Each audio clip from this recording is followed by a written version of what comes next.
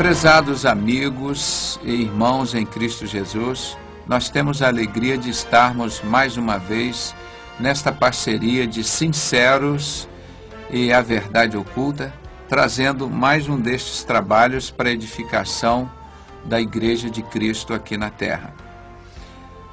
Nós temos falado nos últimos anos sobre as sociedades secretas e temos falado pela nova ordem mundial.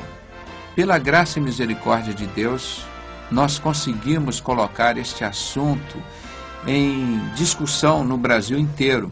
Foi uma coisa muito difícil, mas hoje somos felizes porque vemos o nosso trabalho reconhecido por Deus e pelo povo brasileiro, pois este assunto, infelizmente, era proibido falar dentro das igrejas, porque Satanás queria que os escolhidos dele fossem totalmente enganados.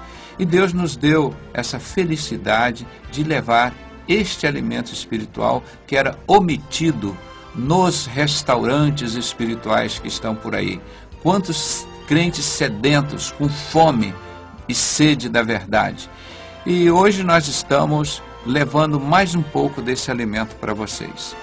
Vocês vão ver como as leis no Brasil são feitas, algumas até benéficas e outras de uma estrutura assim que não dá para a gente entender e explicar como se consegue criar leis tão injustas assim. Então eu queria ler com os irmãos para a nossa meditação, o início da nossa meditação hoje, a segunda epístola do apóstolo Paulo aos Tessalonicenses, no capítulo 2, no versículo 7. Porque já o mistério da injustiça opera no nosso meio. Somente há um que agora resiste, até que do meio seja tirado. O império da injustiça opera no nosso meio. Outras traduções diz o mistério da injustiça, outras o ministério da injustiça opera no nosso meio. Nós podemos entender porque no Brasil hoje o adolescente ou jovem até os 18 anos, ele pode praticar as diferentes formas de crime. Matar, roubar, estuprar, traficar, fazer uso de drogas.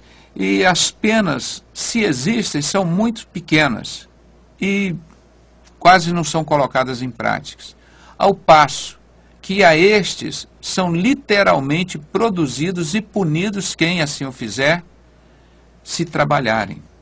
E nós sabemos que uma das leis de Deus, leis básicas do homem, é crescer, multiplicar, encher a terra, não é? Ele os fez macho e fêmea, os criou e deu essa ordenança.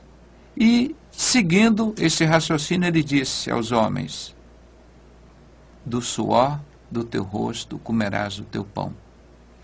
Quais são essas leis que permitem os nossos filhos serem assassinos e os impedem de serem trabalhadores? Por que isso? Nós acabamos de ler aqui, falando sobre a vinda de Cristo e o anticristo, que esses tempos seriam assim, porque já o mistério da injustiça opera. Então nós vamos mostrar de onde vem essa fonte, onde que eles receberam essas inspirações. Será que faltou sabedoria, inteligência a essas pessoas, conhecimento, educação, informação, capacidade? Eu creio tão somente que faltou subordinação a Deus, faltou sabedoria. Porque sem fé é impossível agradar a Deus. E o princípio da sabedoria é o temor a Deus. Acho que está faltando humildade aos legisladores. Olhar para a Constituição Divina e colocar em prática.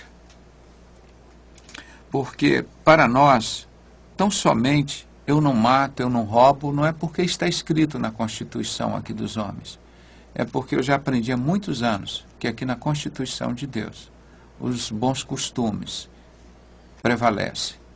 E os filhos dos cristãos são instruídos na sabedoria.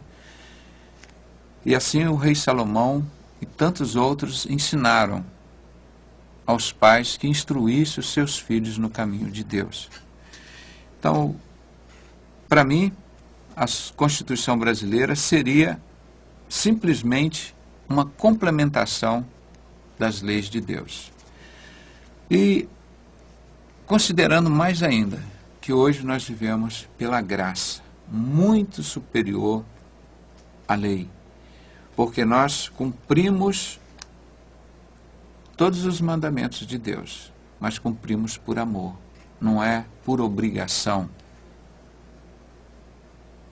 O fato de eu não poder matar, ou o fato de eu não poder roubar, não é porque eu não possa praticar esses atos, é porque eu não preciso.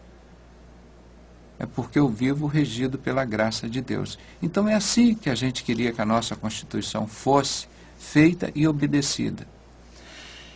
Nós vamos observar que o Império Romano, ele foi o império que mais durou. Ele durou de 168 a.C.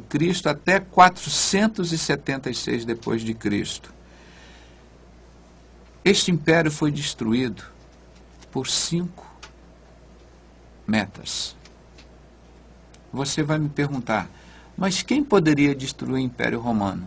Existiria na Terra outro império maior do que ele próprio? Não, não existia. Mas ele foi corroído por 5 metas, que nós vamos descrever agora. Existiu um escritor e pesquisador muito sábio, chamado Edward Gibbon. Ele estudou uma faixa de 1.200 anos de história do Império Romano. E nesse período, ele pôde observar quais os itens que levaram à ascensão, à progressão e à destruição do Império Romano. É muito interessante o que ele escreve nesses 6 volumes. E mais interessante ainda é que ele publicou todos esses seus livros a partir de 1776. Gravem esta data. É o ano do estabelecimento dos Illuminatis na Terra, que eles foram oficializados.